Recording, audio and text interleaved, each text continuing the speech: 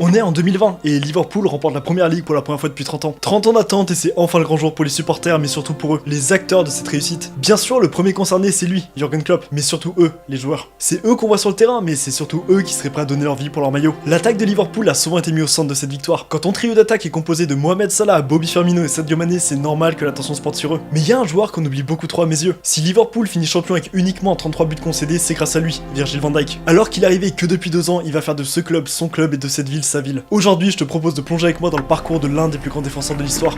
Est-ce que t'as un joueur dont l'arrivée dans ton club t'a particulièrement marqué? Personnellement, le joueur qui m'a marqué, c'est celui-ci. L'annonce de l'arrivée d'un joueur néerlandais inconnu à mes yeux à Liverpool. Dans un premier temps, j'avoue, j'étais étonné. Je le connaissais pas vraiment, mais j'avais vaguement entendu parler de lui. Et j'étais loin d'imaginer que ça allait devenir une légende de ce club. Bon, on va revenir quelques temps en arrière avant sa signature. Qui est ce joueur et comment il est arrivé jusqu'ici? Parce que crois-moi, des parcours particuliers, j'en ai vu, mais celui-ci est vraiment incroyable. On est en juillet 1991 et dans la petite ville de Breda naît Virgil van Dijk. Et très jeune, une passion du foot commence à naître. Quand dans ton pays, t'as eu des joueurs comme Seedorf, Cruyff, Gullit ou encore son idole Jaap Stam, c'est normal de tomber dedans. Mais très tôt, il va faire face à ses premières désillusions. Dès ses débuts en centre de formation, il sera jugé trop petit et trop lent. Ce qui peut faire écho à l'histoire d'Antoine Griezmann qui lui aussi avait été recalé de plusieurs centres de formation parce qu'il était trop petit. Bon, derrière, on connaît la carrière qu'il a eue. Après ces déceptions, Van Dijk se retrouve donc écarté des terrains de force. À ce moment-là, il lui reste qu'une seule chose, de l'espoir. Et cet espoir n'était pas vain. L'année suivante, il grandira d'une vingtaine de centimètres et réussira à récupérer sa place dans l'équipe. Et vraiment, à ce moment-là, pour lui, c'était presque inespéré. Il se retrouve alors capitaine de son équipe jeune de Willem II alors qu'il a que 16 ans. Mais à la fin de la saison, le club de Groningen s'intéresse à lui. Il va donc prendre ses valises et partir de son club formateur. Il va faire qu'une seule année dans l'équipe jeune avant d'être promu en équipe 1. Donc à ce moment-là, il devient joueur professionnel de 2ème division néerlandaise. Et le 1er mai 2011, c'est son moment. Il va faire son entrée pour son premier match. Et le plus étonnant, c'est qu'à cette époque, il jouait pas uniquement en défenseur central. On a connu beaucoup de joueurs qui ont commencé leur carrière à un poste pour la finir avec un autre. À l'image de Buffon qui, avant d'être l'un des plus grands gardiens au monde, était défenseur central. Ou encore Gareth Bale qui, pendant quelques années, a également été défenseur. Mais Van Dijk, c'est différent. Lui, il jouait parfois défenseur, mais également buteur. Ça dépendait des rencontres et des choix de son coach. Et cette habilité offensive se ressentira très vite sur les terrains. Cette année 2011-2012, ça a été l'année de sa révélation, mais également celle où il a frôlé la mort. Un jour, une violente douleur se fait ressentir dans son abdomen. Son club le prend en charge et il va subir quelques examens, mais rien ne sera trouvé. Il sera donc transporté à l'hôpital, mais les médecins ne savent pas se prononcer sur son problème. Il rentrera chez lui dans un état physique catastrophique. Et au final, ce sera sa mère qui viendra le chercher et l'emmènera dans un second hôpital. Et cette fois-ci, il sera diagnostiqué avec une appendicite, une péritonite, une infection au rein. Donc si t'es supporter des Reds, je pense qu'on peut se cotiser pour acheter une médaille à sa mère. Malgré cet incident, il retournera sur les terrains et finira la saison de la plus belle des manières. Pour résumer, sa première année, on peut utiliser les mots de son ancien coéquipier, Kes Kwakman. Au début, on s'est dit, ok, c'est un joueur talentueux. Au bout de quelques semaines, c'était ok, il a sa place dans le 11 de départ. Et au bout de 6 mois, ok, il a plus rien à faire chez nous à Groningen. Mais ce qui devait arriver arriva. En 2013, Virgil van Dijk quitte son club pour rejoindre le Celtic en Écosse. Il jouait certes près de chez lui, mais quand t'as un talent à la hauteur de celui de Virgil van Dijk, t'as deux possibilités. Rester dans ta zone de confort avec ta famille, ou essayer d'évoluer et viser le top 3 au Ballon d'Or. Et c'est exactement le choix réalisé par Van Dijk. Et une fois arrivé en Écosse, il va très vite s'imposer. Alors qu'il n'est âgé que de 22 ans, sa carrière va littéralement exploser. Mais c'est également à cette époque qu'il va décider de modifier son flocage. Jusqu'ici, ses maillots étaient floqués Van Dijk, mais ça va changer pour uniquement devenir Virgil. Et pour expliquer ça, on peut utiliser les mots de son oncle. Ses parents se sont séparés, son père a abandonné sa mère avec 3 enfants à charge. C'est difficile de pardonner ce genre de choses. La vérité, c'est que son père n'a pas pris part au moment important de sa vie. Normalement, tu renies pas le nom de ton père sans raison. Virgil ne voulait donc pas que le nom de son père soit associé à sa réussite. Et pour info, c'est exactement la même raison pour laquelle Depay jouait avec un maillot floqué Memphis. Son père l'a également abandonné très jeune. Bref, on retourne sur Van Dijk. Le monde commence à connaître le nom de Virgil. Et en à peine plus d'une centaine de matchs, il inscrira 15 buts. Et en plus d'être décisif offensivement, il est également infranchissable en défense. Lors de sa première saison, son club finira champion avec 29 points d'avance sur le second. Mais surtout, ils seront sacrés meilleure défense du championnat, avec uniquement 25 buts concédés en 38 matchs. D'ailleurs, le 26 décembre 2013, lors de cette même saison, il inscrira le but de l'année en partant de sa défense. Il dribblera 7 jours avant d'aller marquer seul. C'est exactement à ce moment-là que les supporters vont commencer à lui dédier des chants et à faire de lui la grande star de l'équipe. L'année suivante, il montera encore d'un niveau. Il sera à nouveau sacré champion. Mais à ce moment-là, son équipe et lui ne vont concéder que 17 buts en 38 matchs. Mais malgré l'amour d'une ville, d'un club et des supporters, la fin reste la même. Tu sais aussi bien que moi comment ça se passe quand un petit club a un joueur avec un immense potentiel. T'as un grand club qui va venir le récupérer, car ils savent qu'ils ont l'argent mais surtout les atouts pour le faire signer. Southampton va s'intéresser de très près à Van Dijk, avant de formuler une offre à plus de 15 millions pour s'attacher ses services. Et pour Van Dijk, c'est juste parfait. Il va rejoindre la première ligue, va multiplier son salaire par 10 et va pouvoir montrer au monde entier son vrai niveau. Son passage au Celtic n'aura duré que 2 saisons. Désolé pour les fans écossais, mais on est le 1er septembre 2015 et Van Dijk est officiellement un joueur de première ligue. Et évidemment, une fois là-bas, c'est une réussite. Il va enchaîner tous les matchs et devenir un titulaire indiscutable de l'équipe de Ronald Koeman. Il est engagé avec Southampton jusqu'en 2020, mais les dirigeants ont compris que les grands clubs européens vont essayer de se l'arracher. Ils seraient prêts à payer des sommes folles. Donc uniquement quelques mois après son arrivée, il sera prolongé jusqu'en 2022. Et le fait que Southampton lui propose de prolonger aussitôt prouve qu'ils ont une vraie confiance en lui. En à peine 2 saisons, il a prouvé qu'il avait le niveau pour la première ligue, mais surtout qu'il était titulaire indiscutable dans presque tous les clubs d'Europe. Et le plan de Southampton a parfaitement marché. Sa valeur marchande était estimée à uniquement 30 millions d'euros. Mais Liverpool ne voulait pas laisser passer sa chance et a fait de lui le défenseur le plus cher de l'histoire. Southampton, ne voulant pas brader sa pépite, fera payer son rival anglais près de 84 millions d'euros. Et c'est le 27 décembre 2017 que la bombe sera lâchée. Le compte Instagram de Liverpool sort cette publication annonçant l'arrivée du joueur. C'est donc un cadeau de Noël parfait pour tous les supporters des Reds, mais imagine juste la pression sur ses épaules. Il va jouer avec l'un des plus grands clubs au monde, mais surtout, sur lui, il a l'étiquette du défenseur le plus cher de l'histoire. Si tu veux, on peut ressortir des tweets de l'époque. Oh les pigeons PTDR, félicitations au FC Pigeon, 85 millions ça fait un peu cher non? Mais malgré tout ça, il va faire ses débuts lors du derby de la Mersey, donc lors du match opposant Liverpool à Everton. Et en général, ces matchs sont assez tendus. Regarde juste la distance entre les deux stades, t'as même pas 1 km. On est donc le 5 janvier 2018, et il va mettre tout le monde d'accord. Il va réaliser une masterclass défensive, mais surtout il va inscrire le but de la victoire sur corner. Tout va pour le mieux dans sa vie. Il est adoré par ses supporters et des chansons en son hommage sont scandées à Anfield. La saison suivant son arrivée, Liverpool finira dauphin de Manchester City à un petit point d'être sacré champion d'Angleterre. Le titre se faisait attendre depuis plus de 29 ans, mais malheureusement c'était pas le moment. Mais malgré cette désillusion en première ligue, Liverpool réalisera une remontada folle face à Barcelone en demi-finale de Ligue des Champions. Après cette prise de confiance, c'était impossible de perdre en finale. Ils s'imposeront en finale face à Tottenham et ramèneront enfin la coupe aux grandes oreilles attendue depuis 2005. Donc on peut dire que son arrivée a très clairement été un game changer. En tout cas à cette époque-là, c'est clair qu'il a plus rien à prouver. Et l'année suivante, c'est la libération. Après avoir remporté la Ligue des Champions, il devient enfin champion d'Angleterre. Ce titre attendu depuis 30 ans va faire de lui un joueur accompli et respecté à sa juste valeur. Et par la même occasion, le propulser à la deuxième place du Ballon d'Or. Oui, uniquement la deuxième. Beaucoup de supporters et fans de foot espéraient qu'un défenseur soit à nouveau élu Ballon d'Or. La dernière fois, c'était Cannavaro en 2006, donc autant dire que ça date d'il y a longtemps. Mais comme chaque année, la liste du Ballon d'Or avait fuité. Et tout le monde savait que Messi allait à nouveau remporter le trophée. En 2 saisons et demie avec Liverpool, il a prouvé qu'il est l'un, voire le meilleur défenseur au monde. Mais quelques mois plus tard, un événement va venir rabattre les cartes. Un événement rare, mais catastrophique. Certainement le pire match de sa carrière allait débuter. Comme je te l'ai dit, les derbies avec Everton sont parfois un peu tendus. Mais le 17 octobre 2020 va marquer la carrière de Van Dijk à jamais. Et malheureusement dans le mauvais sens. Liverpool se déplace donc au Goodison Park. Sadio Mané ouvre le score pour les Reds en quelques secondes. C'est le début de match rêvé. Mais quelques minutes plus tard, après uniquement 5 minutes de jeu, le drame arrive. Alors qu'il va au duel pour jouer le ballon, Pickford, certainement frustré d'être mené au score, va faire une sortie absolument pas maîtrisée et commettre une faute horrible sur le défenseur des Reds. Malgré le contact, il arrive à sortir en marchant. En soi, c'est plutôt rassurant et personne n'est vraiment inquiet. Mais malheureusement, le résultat des examens est sans appel. Van Dijk sera absent des terrains pendant près de 10 mois, suite à une lésion au ligament croisé. Quant à lui, Pickford n'aura aucune sanction suite à cette faute. Aucun penalty sera accordé, aucun carton ne sera sorti et surtout aucune suspension ne sera prononcée. Malgré ces problèmes, Van Dijk revient la saison suivante avec quelques difficultés. Son niveau de jeu n'est plus le même, les attaquants ont presque aucun souci pour le dribbler. Alors qu'à peine un an plus tôt, il était jugé comme une muraille infranchissable. C'est alors que les critiques vont fuser sur les réseaux, critiquant son niveau de jeu et son style défensif. Est-ce que tu sais ce qui différencie un joueur lambda d'un joueur qui a du mental? Évidemment, sa capacité à revenir au top niveau. Van Dijk a su faire face à ses lacunes défensives et a su se battre sur le terrain pour retrouver son niveau perdu. Petit à petit, il redevient le joueur qu'il était. Et lors de la saison 23-24, il retrouve son prime. Tout le monde pensait que c'était perdu, mais lui non. Après le départ d'Henderson, il devient capitaine des Reds et devient le vrai leader de cette équipe. À l'heure où j'écris cette vidéo, Liverpool se retrouve en première place du championnat anglais et c'est en grande partie grâce à lui. En finale de la Carabao Cup, c'est lui qui marque à la fin des prolongations. Liverpool peut encore aller chercher le quadruplé et j'en connais bien un qui a les capacités pour amener son équipe vers la victoire. Mais malheureusement, toute belle histoire a une fin. Il lui reste qu'un an de contrat et personne ne sait s'il va prolonger. Aujourd'hui, il a 32 ans, se rapproche à la fin de sa carrière et depuis un an, on sait comment ça se passe. Tout comme ça là, il est fort probable qu'un club saoudien essaye de l'acheter. Ils ont eu par exemple Ronaldo, Bounou, Koulibaly et Mitrovic. Et tous ces joueurs, ils ont un point commun. Un jour, ils ont été les meilleurs. Ronaldo, le meilleur au monde. Bounou, le meilleur gardien à la Coupe du Monde. Koulibaly, le meilleur défenseur de Serie A. Et Mitrovic, le meilleur joueur de Championship. Et devant eux, ils ont Van Dijk, le meilleur défenseur de Première Ligue sur les 5 dernières années. Alors ça fait pas vraiment l'ombre d'un doute qu'ils vont essayer de le récupérer. Même s'il part, il a essayé quelque chose de précieux au club, quelque chose d'inestimable. Il a su former la relève. Que ce soit Konaté ou Pointe-Salle, les deux ont énormément appris à ses côtés. Son héritage chez les Reds restera immortel.